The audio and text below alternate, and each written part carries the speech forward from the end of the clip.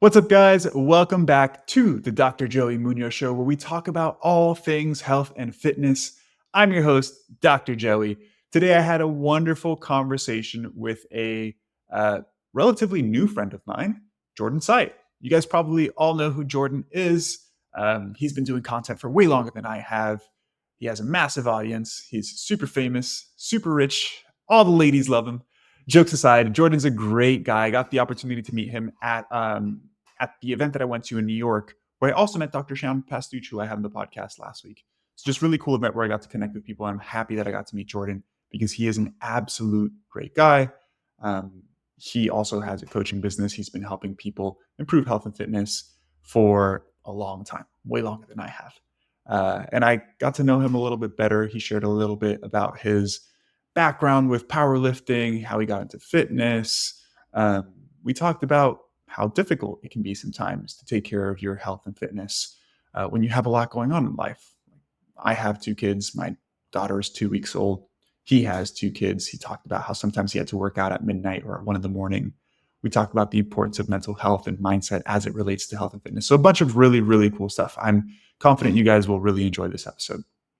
With that said, if you're a regular listener of the podcast, please, I'm going to beg you once more, and I'll beg you in next week's episode again, take a second to rate the podcast and leave a review. It really does help me a ton. And if you enjoy this episode, share it on social media. I'm sure it would help somebody else as well. With that said, I'm going to stop rambling now. Let's go ahead and get into the episode. I hope you enjoy it. Jordan, my man, how are you doing today? I'm good, man. How are you doing? I'm doing great. I want to start off by saying thank you so much for coming on the podcast. Dude, it's a blessing to be here. Thank you. I'm glad we finally met in person recently. That was great. Dude, it's a pleasure to be here. So thank you. Appreciate you, man. Yeah, I want to, just talk about, first off, I want to get to know you a little bit better because I know we briefly spoke in New York. And that's the thing really cool about doing in live or in-person live events, I should say. That was my first time doing a speaking event like that. And it was cool to meet you. It was cool to meet some of the other people on there. I'm actually going to be doing a podcast hopefully soon with Jordan Shallows too. Nice. The Jordans on here. That was a great experience, man. I'm definitely looking forward to doing more of those in the future. Yeah, it's one of the things where it's really wonderful that we get to work online and we get to work from home. But when you go out and you actually hang out with the people in your industry in person, it Yeah. reminds you, it's like, oh, man, it's good to have this human interaction. It's because you don't know how people are. You only see that what they're like on camera in these 60, 90-second clips. When you actually get to meet them and hang out in person, it's also why I like podcasts too, because you get nuance. You get to see what they're actually like. You get Yeah. to have a real meaningful conversation. So I agree. And getting to give someone a hug or shake their hand or whatever it is, it's much more enjoyable than just interacting online. Yeah, totally. And this is probably going to be, you might have heard this before, but from your online persona, you're so much more aggressive than in person. So full disclosure, I mainly followed you just from Instagram, so your short form stuff. I didn't really watch Mhm. much of the YouTube stuff, and I've been watching more of the YouTube stuff as of recent. But I met you in person. I was like, wow, he is a sweetheart. This guy's great. And I speak about this on my podcast a fair bit because people will, what the question that people ask is they say, do you swear this much in front of your children? And I always find it to be an interesting question because when I'm swearing on Instagram, especially in these like 60 to 90-second videos, I'm making a 60 to 90-second video about something I'm really passionate about. Like I'm really passionate about like how stupid some of this, like when people are like, oh yeah, fruit's gonna make you fat. Like, are you fucking stupid? Like, what are you talking about? Like, I get really fired up.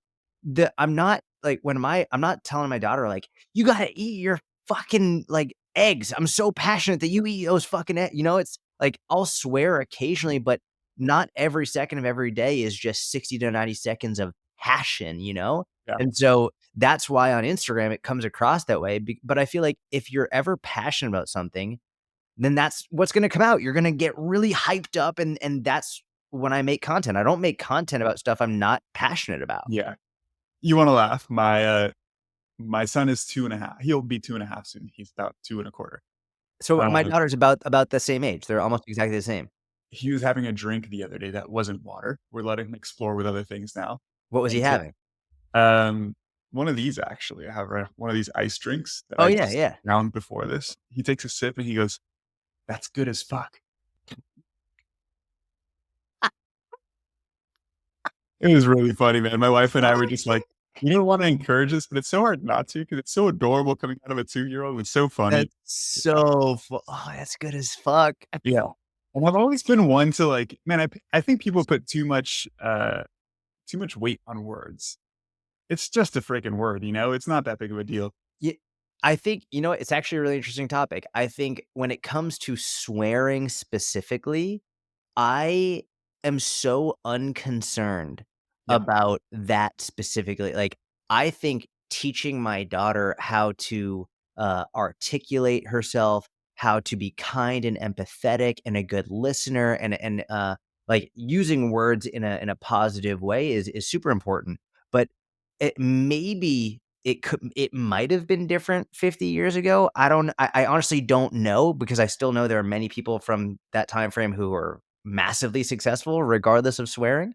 Yeah. Um, it's funny because I see videos like that of young kids who will swear, and then comments will be like, "Terrible parenting, da da da da." I'm like, "Shut the fuck up." Like, just because that like, a child might swear or hear swears doesn't mean it's a bad parent. Yeah. Like, get off your soapbox.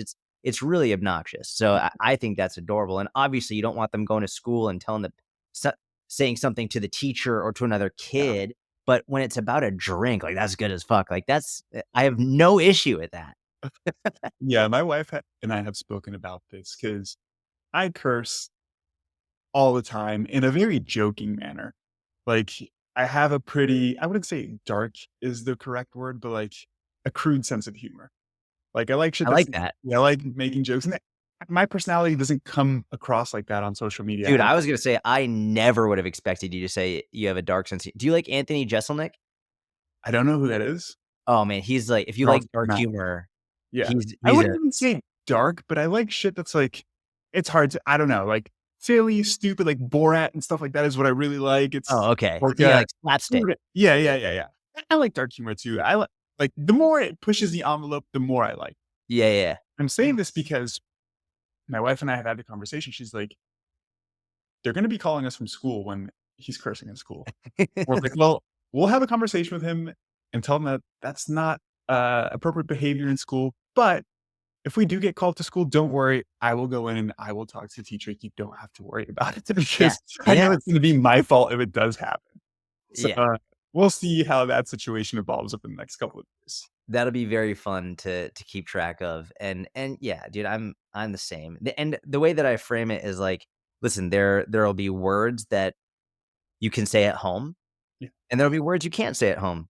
And if you say them not at home, there will be consequences for it. yeah, Like, and that's basically it. And I don't know. I don't think it has to be that big of a deal. I'm far yeah, more concerned with how my children are acting towards themselves. How are they treating themselves? How are they prioritizing themselves? And also, how are they treating other people? Are they being kind? Are they working hard in school? Whether or not they say a swear word is so far down on the list of things that I care about. It's yeah. not even comprehensible. Jordan, how many kids do you have? 2. I have 2. And you have 2 now too, bro. Mazel tov. Yeah, thank you, thank you. We just had the second one 2 weeks ago. Dude, I mean, Oh. you're in the thick of it. You're in the is it tough right now? Yeah, so our strategy right now is, my wife, takes care of the new baby, and I'm full-time taking care of the older baby. Nice. And, I think that's tough, bro. the The 2-year-old so our 2-year we don't really sleep train. I was gonna say we didn't, but we don't because 'cause we're not really going to with this one either. Just because, like, we love cuddling, we love having them in the bed. If they cry, it breaks our heart, like, we're not gonna just let them cry it out. It's just not the type of people that we are. And so before our daughter was here, our son would wake up in the middle of the night in his room and just come over to our room and get in our bed. And we're not allowing that anymore. oh, no. He wakes up crying, and I go into his room and lay with him until he goes to Mm. sleep. And then I wake up and go back to my room. That happens probably about 3 times a night. Oh, wow. Oh, Yeah. wow. The good part is it really only takes 5 or 10 minutes till he's back asleep. Man, it sucks. Yeah, it's you never really get some deep sleep, but yeah, that's tough, man. But, it's an absolute blessing, and your wife is doing well, like, she's feeling good? Yeah, thankfully. Good, Yeah. good. Amazing. I was gonna ask you, I think this is a good topic to talk about. Um, how do you manage health and fitness having kids? Right. And I think it's also important to preface here, you and I are in a different position than a lot of people are. Correct. In the sense that we have a lot of flexibility. I actually made a video about this recently. I don't know if you saw it. I did like a day of eating what it looks like for me without tracking macros, but eating healthy. And somebody comments and they're like, this is a perfect example of somebody who's privileged, blah, blah, blah. Oh my And gosh. so I made a video. I'm like, listen, it's fine. I do have certain privileges, but I've also designed my life in this way. And then I explain what my background is. People don't know that I grew up in a single parent household. I'm a first generation college student. So I've worked to get to where I'm at. Right? Regardless, I make shit happen. Right. When I was in college, when I was in graduate school, I would wake up early to meal prep, whatever. You do what you have to do. Right.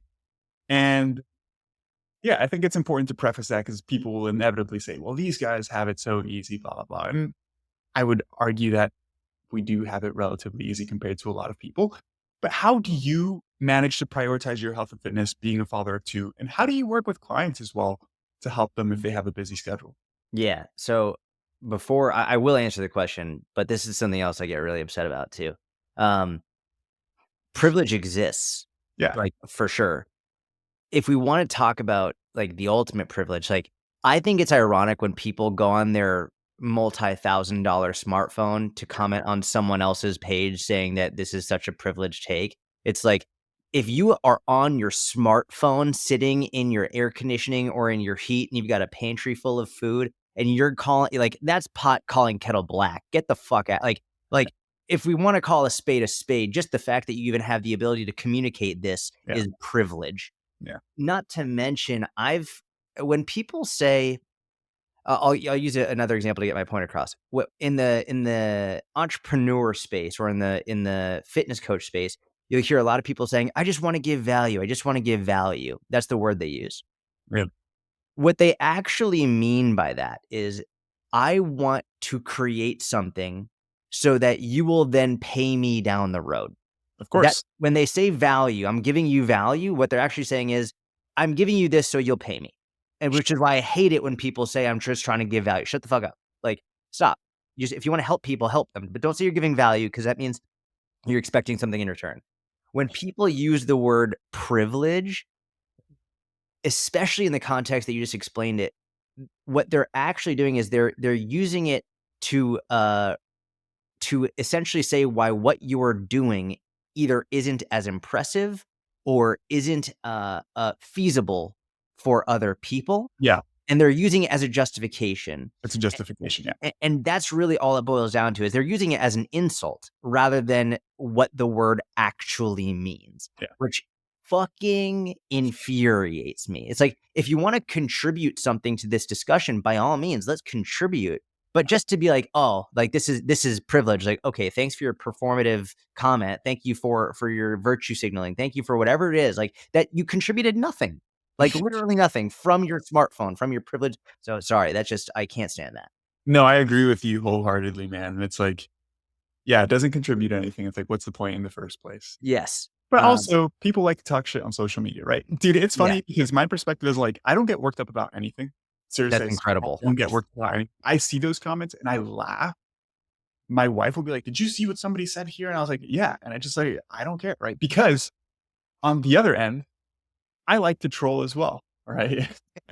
And like sometimes I see some stupid shit and I know I go in the comments and I say some inflammatory shit, like just having fun, right? So I'm sure a lot of people are doing the exact same thing, man. Got it. So you like to go in and fuck with people. Okay. All right. I Not like all the that. time, but like every once in a while, I see something and like something pops to mind. And I'm like, I shouldn't say this, but this is too good not to say. Gotta say, it, I like that. That's fair. I think that's a fair way to approach it then. yeah, Um, so in terms of like, listen, the truth is, like you said, um, I think the ultimate difference that we have relative to other people is that it's our job. Like, this is our job is fitness. And this is, I think it goes overlooked. Where, for example, I am overwhelmingly blessed to be able to buy gym equipment for my home. yeah, that gym equipment is a write-off because this is my business. So I essentially, and people don't know what a write-off is. Essentially what that boils down to is like, I get it at a little discount, right? I'm still paying for it. It's just a little bit of a discount. Um, but when fitness is my job, that means that if I don't look the part, if I can't perform the part, if I don't walk the walk, that will actually negatively affect my business. Yeah. So there is this, uh, I would liken it to the sense of motivation that people on The Biggest Loser get. They're on this show publicly, and if they don't lose weight, then they will number 1, like, they're not gonna get the money, they're not gonna win the show, but then people will look at them and judge them for that. So, not only is this my job, but I have a very public-facing job, and if I start to gain more weight, or if I start to, not be able to perform well, all of a sudden, that's gonna negatively affect my perception and my business, which that's enough motivation, far more than someone who their job isn't dependent on that. Like, for me, like, I'm also lucky because I really love working out. Like, I love it. And so most people, their job isn't dependent on that or doesn't have a major aspect on that. And I would say most people don't love working out. Um, so, and part of why I became a coach is because I love working out. It sort of feeds into it. With all that being said, especially in the first few months of both of my daughters, I was doing my workouts at midnight, 1 a.m. for whatever that's worth. Like, um, and benefit, I have the gym in my house, so I could go into my garage and I could do those workouts at 1 a.m. But I was fucking working out at midnight and 1 a.m. for several months. They weren't the best workouts ever, but I also have the knowledge to know that they didn't need to be world record workouts. I just had to do them and I just had to get them in. And if I didn't have that gym equipment, I'd still be doing some kind of a workout at midnight or 1 a.m. So the main thing, especially earlier on as a parent, like when those first few months, which can be really, really brutal, is shorter workouts, not nearly as good workouts, with much more of a focus on keeping the momentum going. It's not as much of a personal record workout. There's not much progressive overload. In fact, there's a lot of regressive overload, and was like you're doing bare minimums, Yeah. but you are it's just focused on keep the ball rolling. That's literally it, and it might be a 10-minute workout, a 20-minute workout, but I'm doing something basically every day, because if I don't, I'll actually end up feeling worse, um, and I'm a better husband, a better father, a better business owner when I do it. So, it's not easy, and I will say what does go more to shit is my nutrition. My nutrition Mhm. is way easier to go to shit. Like, I'm way more exhausted. I'm eating way more highly processed food. I'm not like, it's funny. I actually don't drink as much just because I'm exhausted, and I'm like, why am I going to drink right now? I just want to go to bed if I have that opportunity. But like, ice cream goes up and chocolate goes up and pizza goes up, like all that stuff goes up, and apples go down and blueberries goes down, and all like the really good stuff goes down. So um it's definitely very difficult, but for my priority is movement. That is like the number one most important thing for me.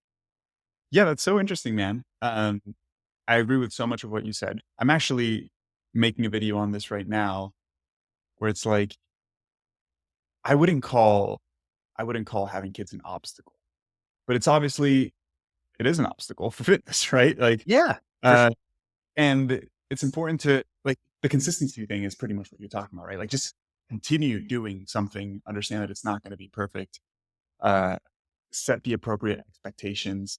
And we're talking about it in the context of having kids, which is a pretty big life event, obviously, but people like let that sort of mindset really derail them with any small little obstacle, right? It's obviously I'm sure you talk to clients about this all the time, but like people really are their own worst enemies. Hmm. When you were talking about the nutrition thing, it's funny because I actually approach it pretty differently. And this is goes to the topic of like there's really no right or wrong approach, right? Um, since now I have so little time and I feel like I can't work out as much. and I'm sitting on this desk for 8 or 9 hours a day, I actually put more emphasis on my nutrition because I feel like Mm, that's what I can control. mhm. And I'm a very monotonous person, bro. Like I could eat the same shit every day for like ever. So like my lunch, I'll just like grab some leftover protein from the fridge and like some fruit, and like that'll be it. And I almost like lose weight unintentionally because I'm so busy and I just focus. Mm. So definitely interesting to hear that from you. I have, so I've spoken a fair amount about this, but, like, so I wrestled growing up.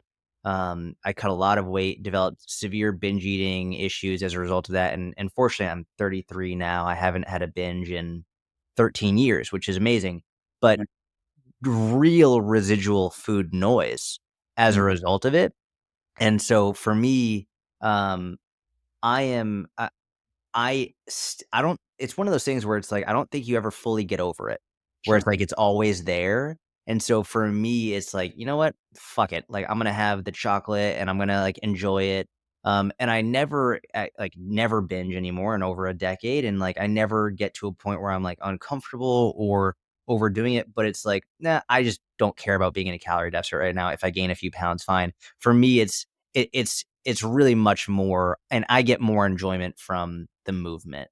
And like you were saying, it's great to know that both options work, because I literally just made a post on this today. It's like, what should people be focusing on? Like, should you do this or should you do that? Like, what's more important? Is it movement, or is it nutrition? Is it this or is it that? It's like, pick something, and usually pick the one thing that you enjoy the most and just do that over and over and over again.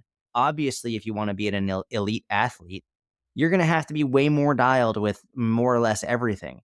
But when it's just overall health, and especially during a very difficult time that isn't going to be the vast majority of your life, just fucking do something. Like, Yeah, just do something. Just yeah, it's far more simple than most people make it. yeah. Well, it's funny. Okay, my daughter's only 2 weeks old, so maybe a little bit too early to talk about what my experience is like. No, it's not too But early at all.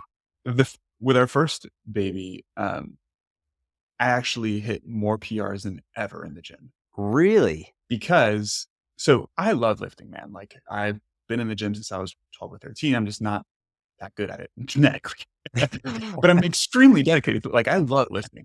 I powerlifted for years. I love bodybuilding training. Like I don't care about any type of exercise that's not going into the gym and lifting weights. And like that's just the only thing I care about. And seriously, my previous passion was basketball, and I just stopped playing basketball because my knees were hurting all the time, and then I just went 100% in on lifting, and that's what I love doing. It's funny, man. People comment on my shit, and they're like, "You don't even look like you lift." I'm like, "Dude, I've been busting my ass for 15 years, bro. Like, I'm you don't see trying. I'm that." trying. Jokes aside, though, with my son, I wasn't as controlled with my nutrition, and I was just eating. And in the first 6 months, I put on probably like close to 15 or 20 pounds. Oh, wow. Dude, I was deadlifting 5 plates for like 7 reps. I was benching 315 pods, and I was like, "This dad strength stuff, it's real, man." I was getting like 4 or 5 hours of sleep and going to the gym and killing it. I was like, "Hell yeah." This time, these past weeks, the gym has been rough, man. So not hitting PRs and stuff like that, even though I'm still working out. And that's why I've been putting a little bit more focus on my nutrition. Got it. But, Imagine that has to do with, I mean, you're chasing a 2-year-old around all the time. Like, whereas that before, I I think having a newborn, but it's all difficult, but I think having a newborn is actually easier than having a toddler. completely. Because while the newborn can really screw with your sleep, the toddler, bro, like, they're fucking terrorists. It's unbelievable, and you're always running around.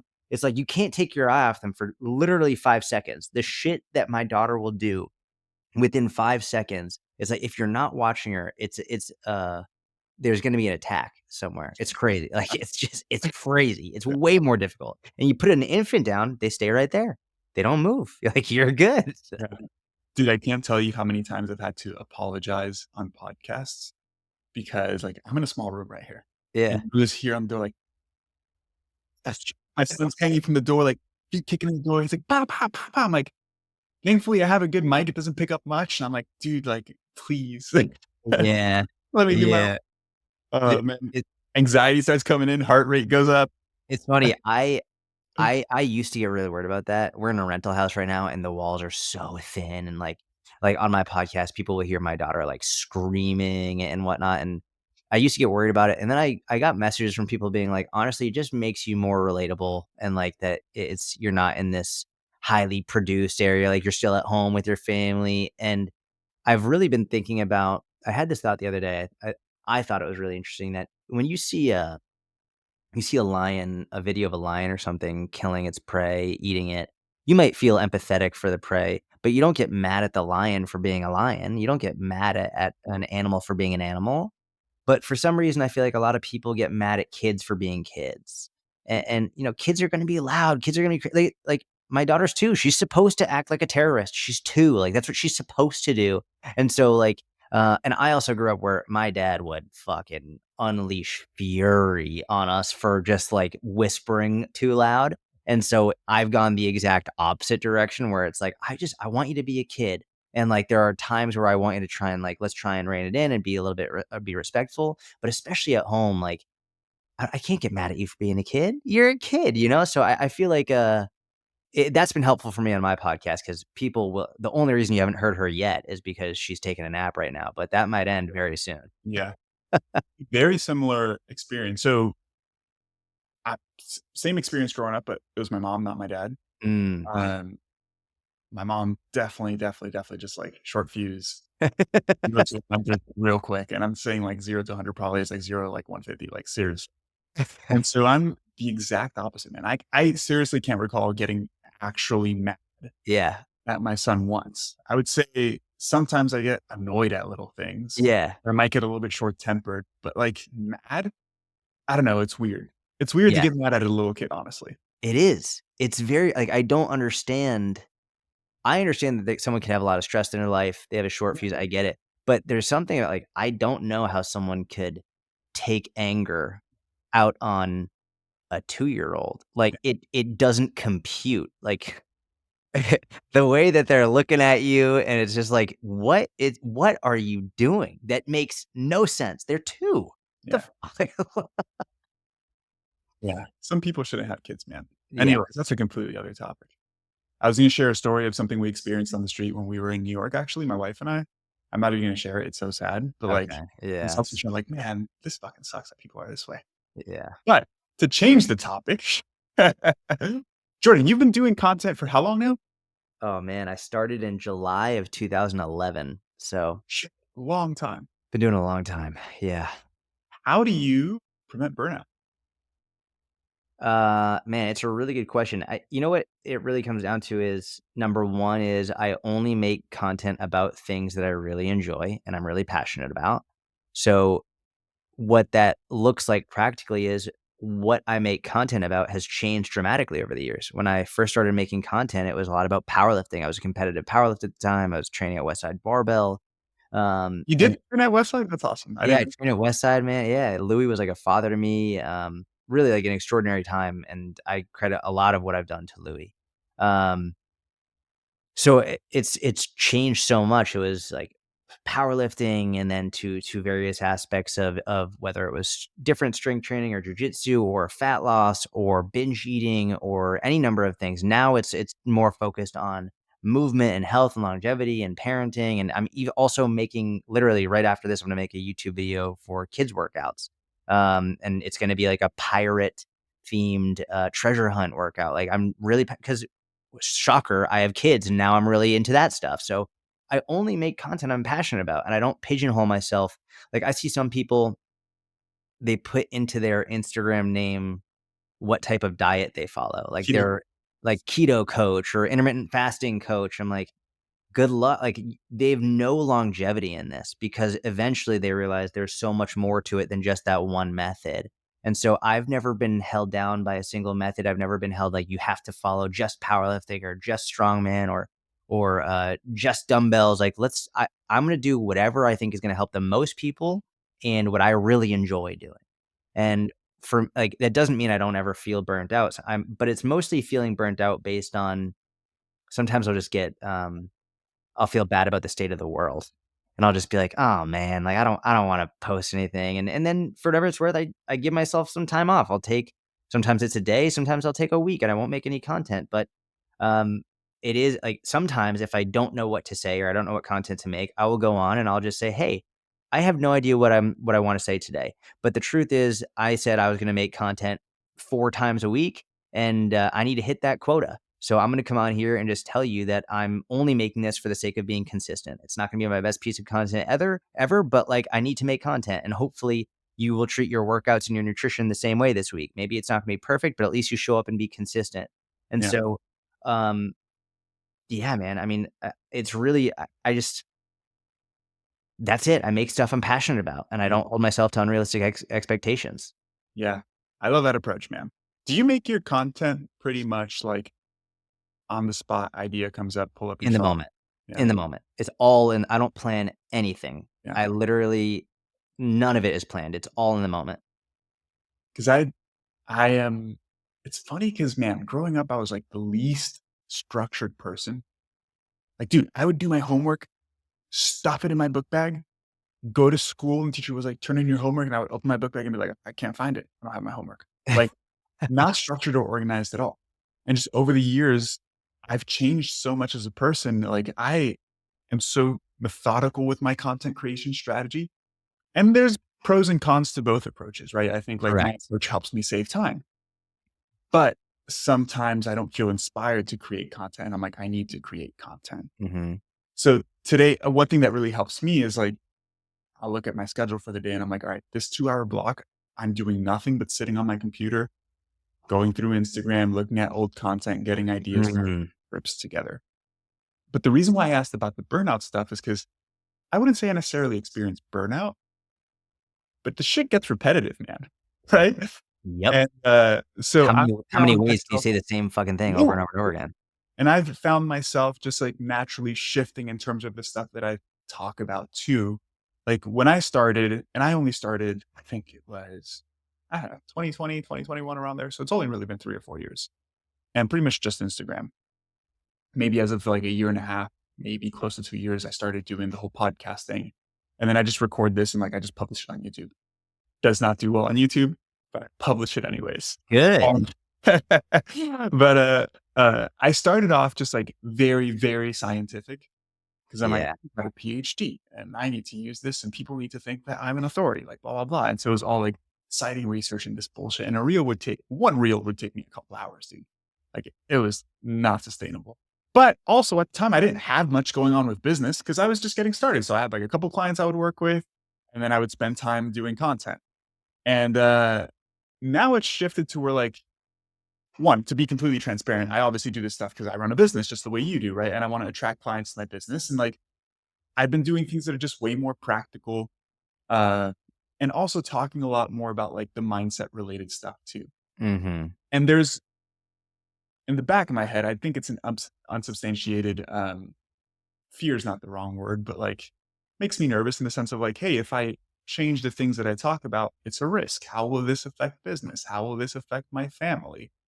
Um, I mean, this isn't even transparent because you can see the views, but like when I start talking about other things that's not my bread and butter, which is like the reaction based videos, views go way down, Mhm. engagement goes way down.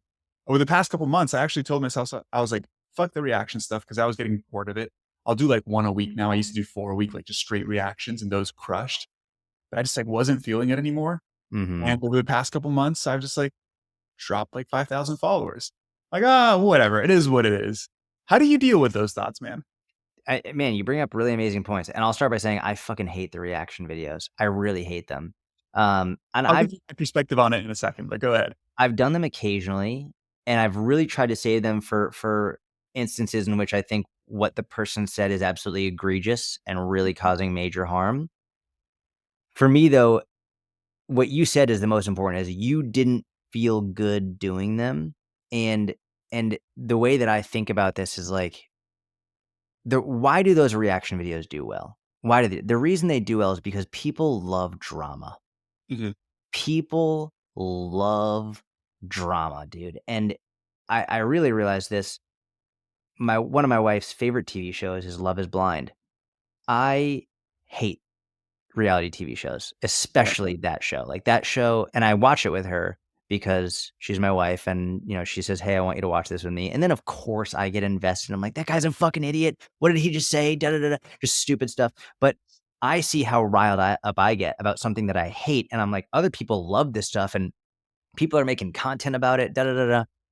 People like reaction videos because they love drama, and I don't think it's good for us as as a society. I don't think that this content is good from a mental health perspective. And as someone who consistently talks about mental health and improving your health, I don't think it's right for me to continue to do these when I actually think, by and large, well, it might help my business and while it might help get more audience and get more money and followers, I actually think it's doing more harm across the board to contribute in this fashion. And I don't see a difference between that.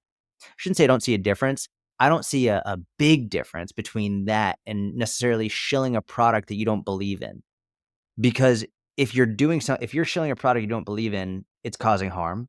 If you're doing a type of content that you don't believe in, just because you're getting more followers and it's making you more money, you're essentially shilling a product you don't believe in and it's causing harm. So that's why I don't really like them. I would rather take the topic of what someone said and then just break that down without using their video. Occasionally I will use someone's video. And to be honest, I hate it every time I do. But that's also why the other day, for example, I did a Q&A and I said overrated, underrated. And that way I could get people asking me a question and I Mm. could just directly answer their question in a video rather than having to take someone else's video because there's plenty of that. Um, so in terms of like, how do I like, you know what's funny? After the most recent election, I lost about 5,000 followers immediately, You told me. um, only because, sorry to bring politics on your page. Like, I follow all the presidents. Anyone who's been a president, I follow them. So I follow Joe Biden, I follow Donald Trump. After Trump won, I lost like about 5,000 followers just because people were like, "Oh, you follow Trump?" Like, and I didn't say who I voted for. No one knows who I voted for. I don't discuss that publicly. But there were a huge number of people who were like, anyone who follows Trump, I'm unfollowing. I was like, that's wild to me. And these same people will be like, you're just in an echo chamber. It's like, you literally just told me that you're unfollowing people who might have a different view than you. You're creating your own anyway.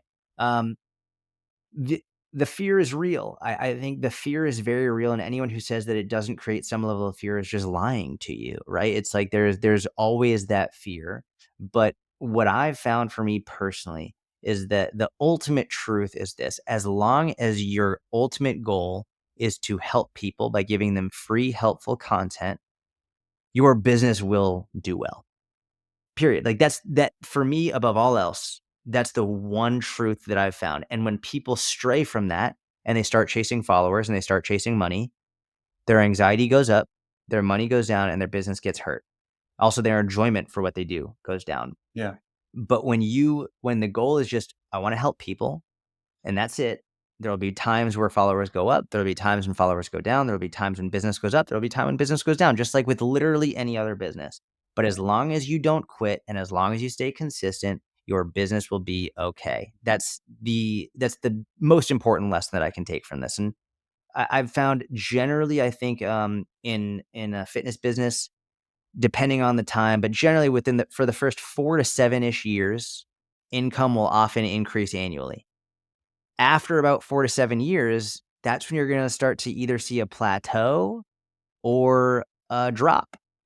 And if you look at statistically how businesses work, like, often they'll go up, up, up, up, up the first 4 to 7 years or so, and then there's a critical point where it's like, "All right, we're either gonna need to change something to continue to grow, or we're gonna know that, all right, then now there are gonna be these fluctuations." And that's like that maintenance period. Yeah. But there will have to be changes to what you do, and I think a lot of those changes will have to come in the form of what you discuss. And I think that should come from, what are you enjoying talking Yeah. about? People will come back to you and new people will find you. The people who are no longer interested in what you're saying, they'll leave and new people will find you. Yeah. But that's just the normal fluctuation of the industry we're in. Yeah. Totally. It's so as you were saying all that, thought that comes to mind is like, it's funny. I feel like you and I have a ton of similarities in terms of personality and personality traits and the way that we think.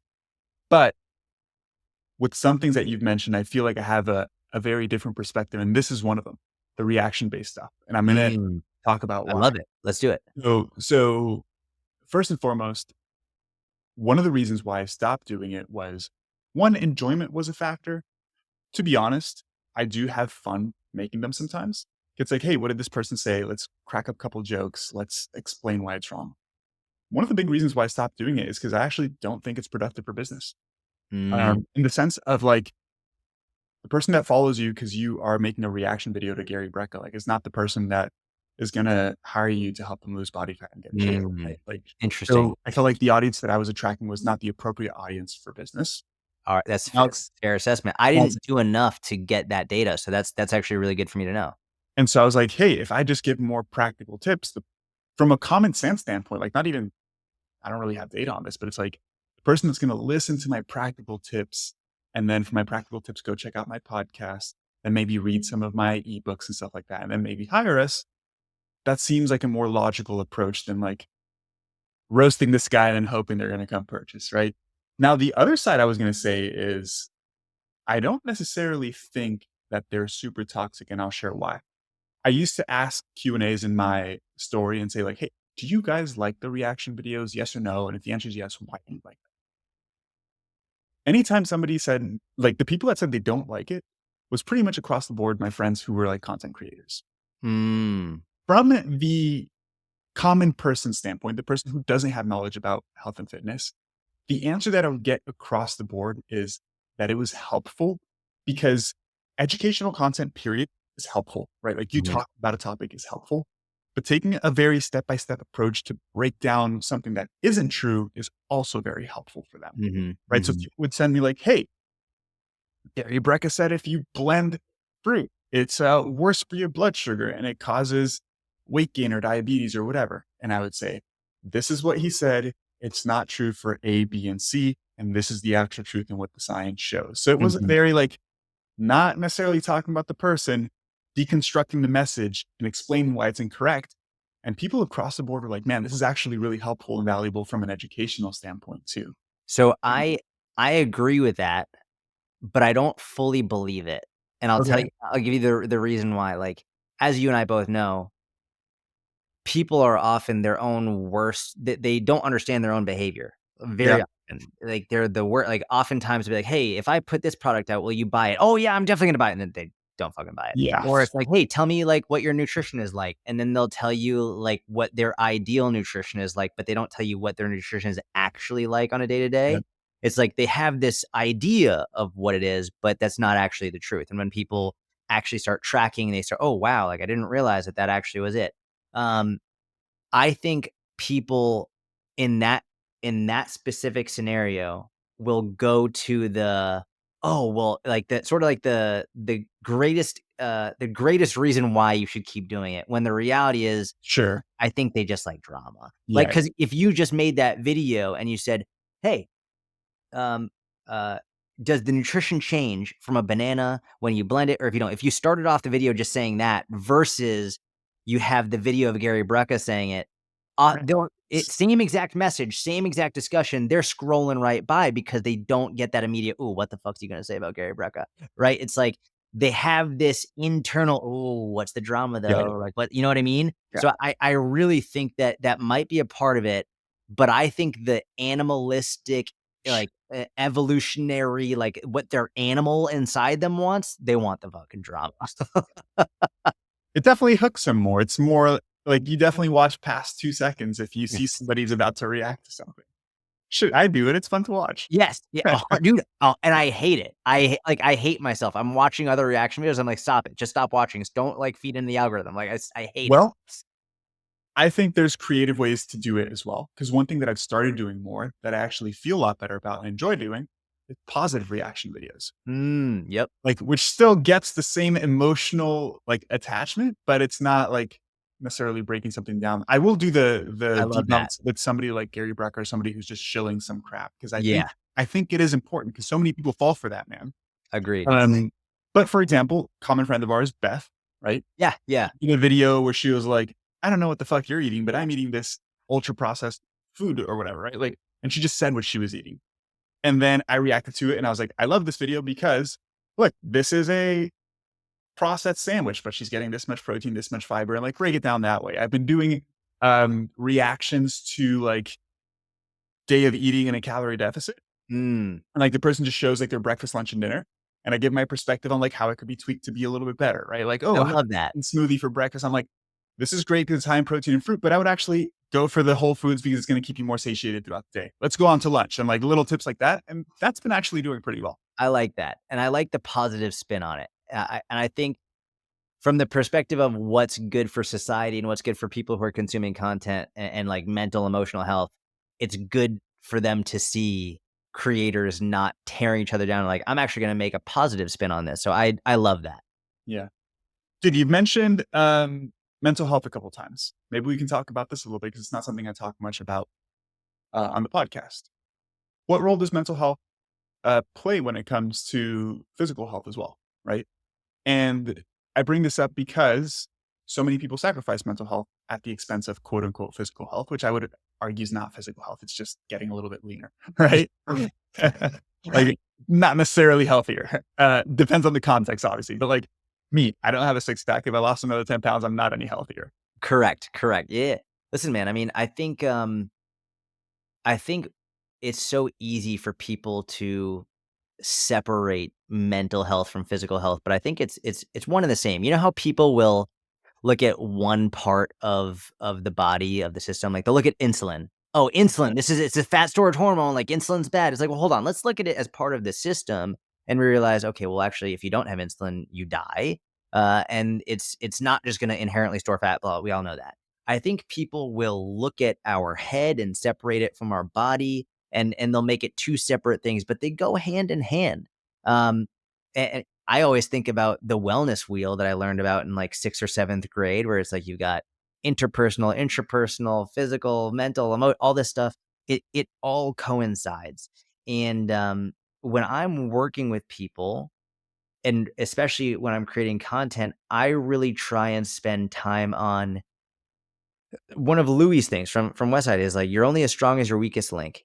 And if you might have a really strong, you might be very strong with your maximal strength, you might be strong with your cardio, might be strong with your business, but if your mental health is weak, then everything is going to break. Dude, I mean, for example, to bring something up that I'm very scared about in our industry, we've seen a lot of young men die within the last few years in the fitness industry, more than likely from steroid abuse. And dude, that's petrifying. And I think it's only going to get worse because what's happening is you have these young, oftentimes kids. I call a 20, 25-year-old a kid, but like young kids and men in their 30s and 40s and 50s who are abusing steroids. And the only reason they would you'd be abusing a steroid is it's a mental thing. It's a mental health issue.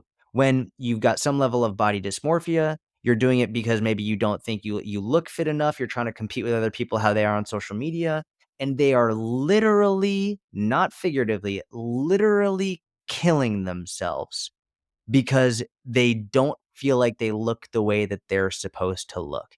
And it's like, man, I don't I don't know what a greater example of is how mental health is equally important as physical health, and they are all lumped into one. You have these people who are shredded to bits, they've got a ton of muscle, they work out all the time. Like, a lot of people would look at them and say, "Oh, wow, they're so healthy." And they die at 28, and they die at 35.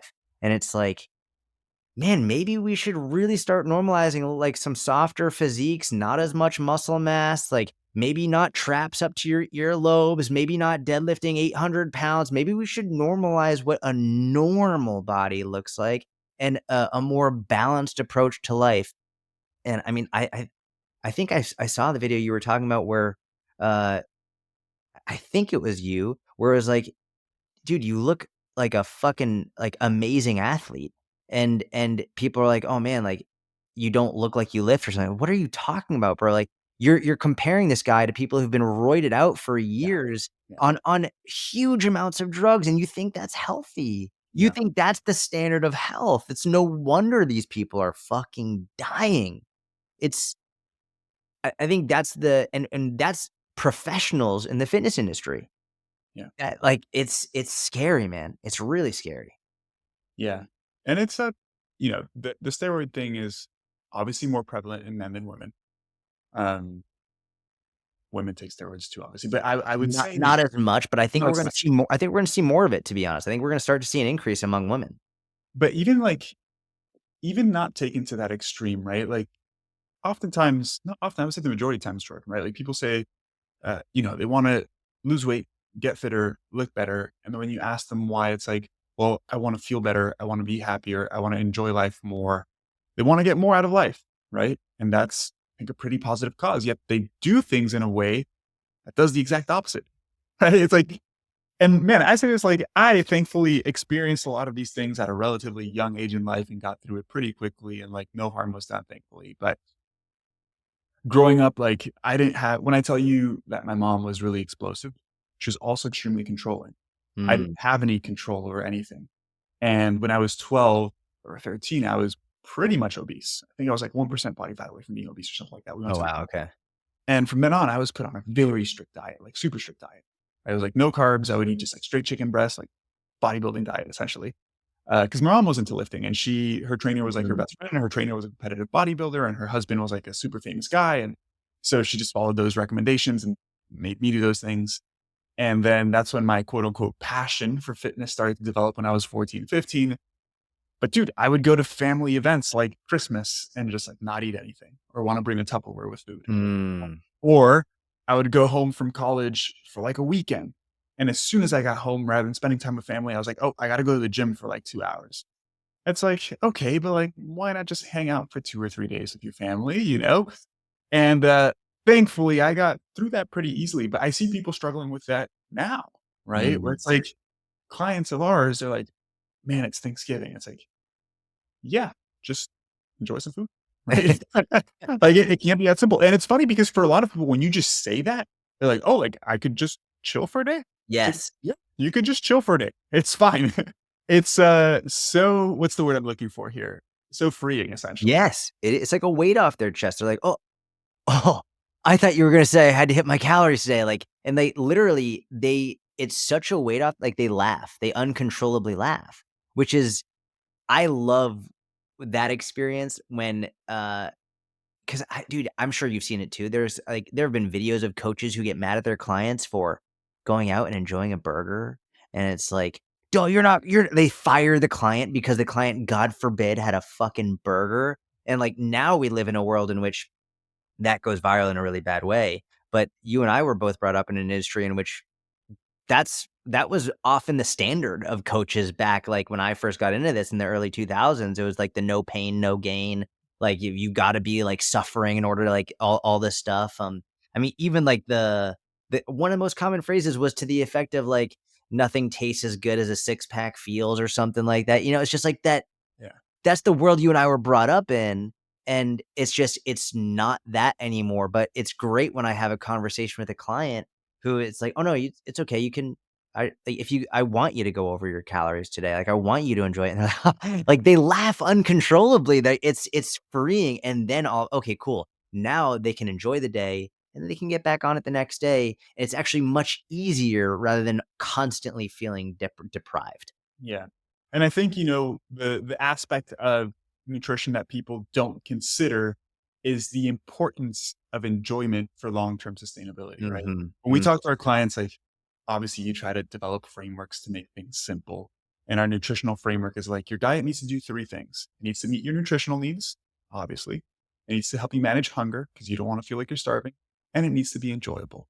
Like it needs to have all of those three. mhm. Because in theory, on paper, you could have the first two and like achieve your goals. But if you don't have that third one, like good fucking luck doing anything for longer than a couple of weeks, right? Dude, 100%. Yeah. It's funny, like, years ago, I remade, what I consider to be a good food pyramid, and, the base of my food pyramid is foods you enjoy, Mhm. but along the side of it, from the bottom all the way to the top is consistency. Like, it spans the entire food pyramid, and it has to be a part of it. It's not just about the foods you're eating. It's all you have to make sure that you can do this for a long time. for Yeah. a very long time, like for ideally forever. That would be the ultimate goal. And part of forever is ups and downs. I think anyone, I, it's I think anyone who's been in a great marriage for a really long time, and I think of my aunt and uncle, they have such an incredible marriage, but they'll be the first ones to be like, "Yeah, like, there were some periods of time where we fucking hated each other, like, where it wasn't a great re the relationship was strained. Yep.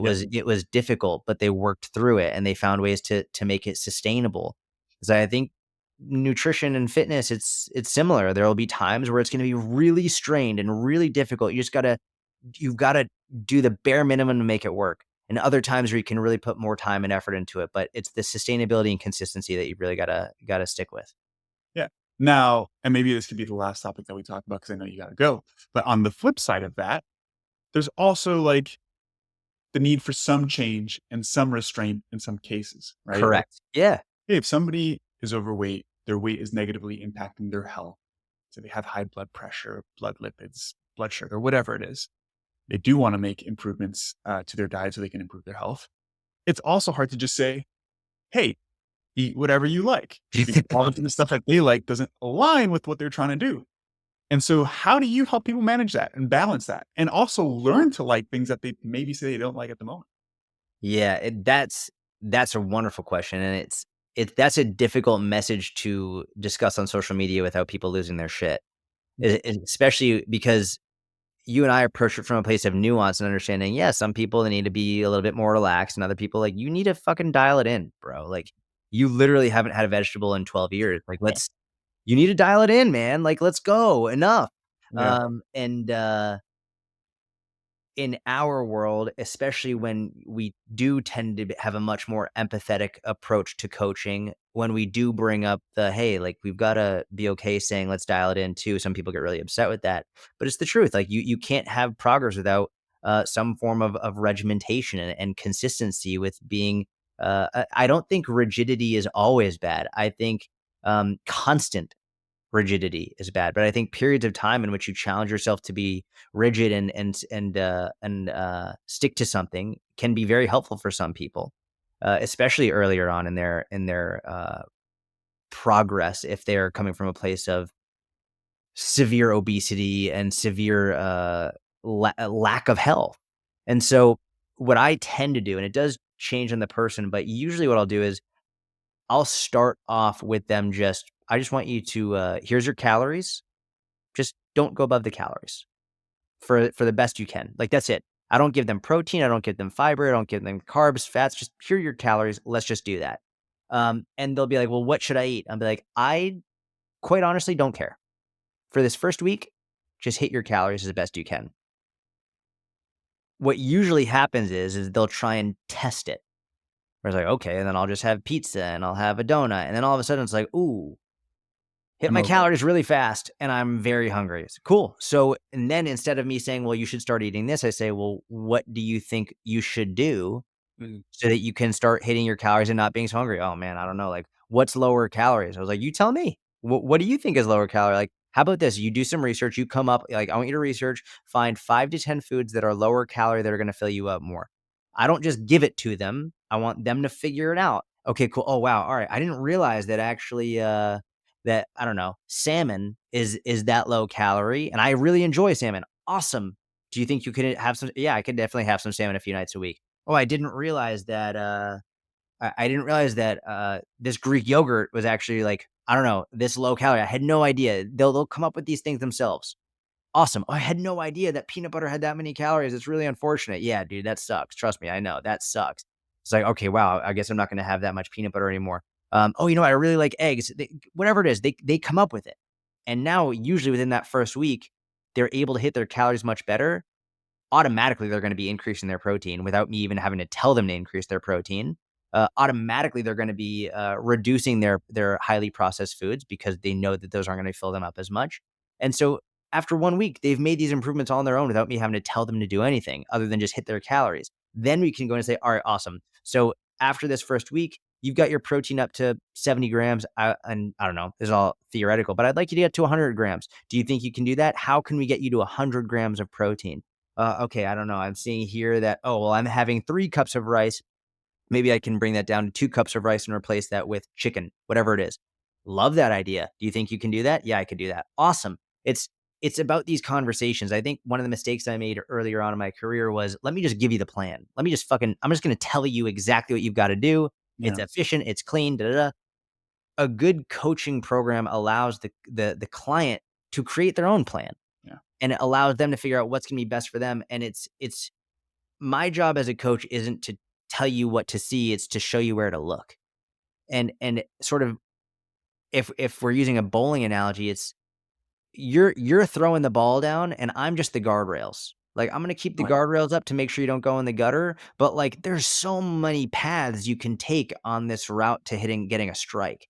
I don't care if you do the granny style, I don't care if you do, like, the one-arm style, I don't care if you do, like, the fancy foot behind the other foot, I don't care if it's spinning, I don't care if you go straight down, but I want you to get that strike, and we're gonna figure out a way to make this happen. All I'm gonna do is be the guardrails for you. And that for me is, where I found the best long-term consistency. Yeah.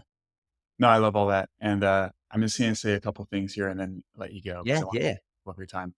Um, I don't know if I can fit them in a minute, but maybe 2 minutes. Dude, no rush, no rush. No, similar in terms of like a mistake that I would say I would have made before is like telling people exactly what to do versus giving them more autonomy, right? One thing we actually started implementing with our coaching program is actual homework activities. Like we tell somebody, hey, this week, so we have a pretty structured approach to nutrition, kind of like a course that you go through on a weekly basis, just working on different habits, all the stuff that you mentioned. But it's like, hey, this week we're going to work on protein. Here's an educational resource to teach you why protein is important and what foods are high in protein, right? And then we give them their homework activity. It's like, all right, now that you read this, how much protein should you be eating? How much are you eating? And what foods can you incorporate to get to your protein target? And Mm, that's super valuable because like people learning to do things on their own is obviously really helpful. The one thing I wanted to touch on, Jordan, that you mentioned about rigidity, it's like, I think one thing that really matters is perspective, right? Which mm, comes down to the topic of mindset. Um, it's like, hey, we all need a certain degree of rigidity, some more than others, but no rigidity, like no guardrails, that's chaos, right? correct. But what I think is important is like to understand that rigidity gives you flexibility as well, Mhm. right?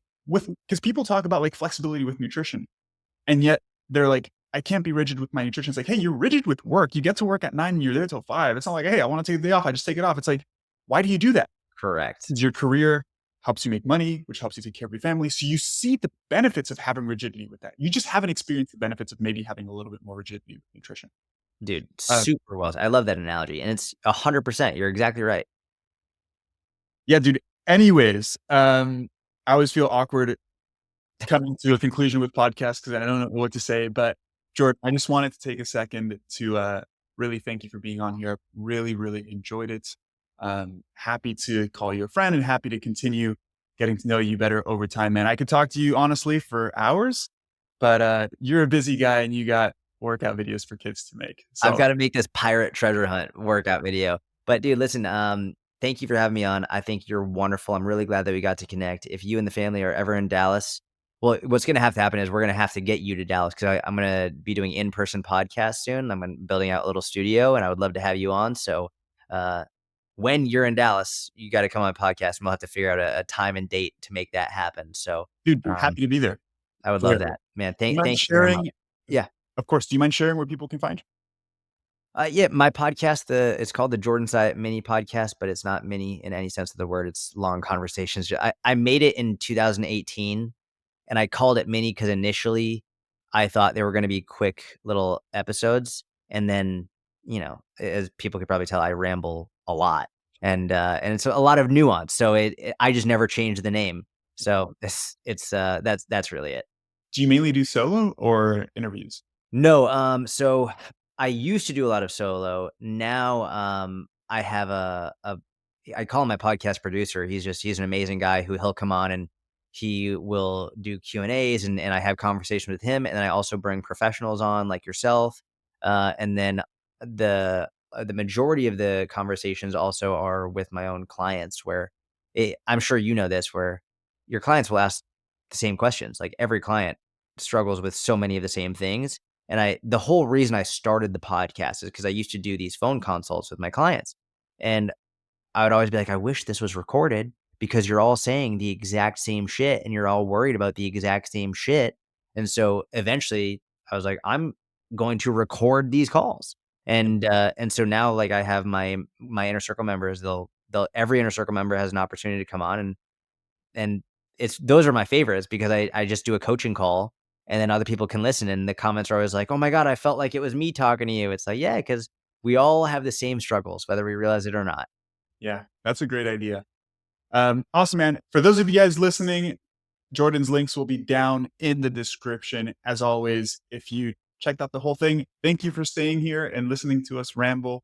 If you enjoy the podcast, all I ask is that you take a second to rate the podcast and leave a review. It really does help me a ton. And I hope to catch you in next week's episode. Peace.